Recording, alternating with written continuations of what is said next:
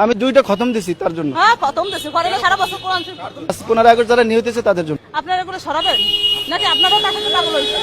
আমি তাকে খুব ভালোবাসি, বঙ্গবন্ধুকে খুব ভালোবাসি। আমার তো নামে যেতে ইচ্ছে করতেছে। খুব কষ্ট লাগতেছে, দেশের জন্য সবকিছু করলো, তার জন্য আজ এই অবস্থা। তাদেরকে নির্মমভাবে হত্যা করা হয়েছে এই জন্য। আমি কোন জায়গা কুত্তের মতো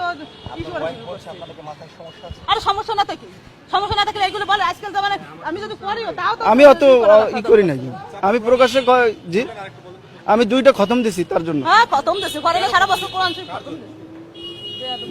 তার সপরিবারের জন্য। বঙ্গবন্ধু এবং তার পরিবার, শেখ পরিবার যারা এই 15 আগস্ট যারা নিহত হয়েছে তাদের জন্য। আপনারা এগুলো সরাবেন নাকি আপনারাও তাকে পাগল হইছেন? আমাকে ঢুকতে দিল না, ঢুকতে দেয় না, আমি তো গেছি, পুলিশে বাধা দিয়েছে। আমার নাম মাওলানা ওলিউল্লাহ, পিরিজপুর থেকে আসছি। পিরিজপুর থেকে আসছি, আমি থাকি ঢাকা আসছি কিছুদিন আগে, ঢাকা এক জায়গায় থাকি।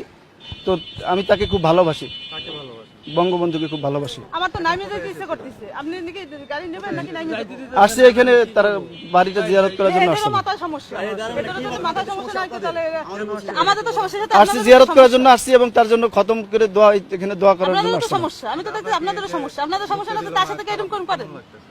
অত্যন্ত খারাপ লাগতেছে, আমি খুব কষ্ট লাগতেছে, দেশের জন্য সবকিছু করলো, তার জন্য আজ এই অবস্থা। নাম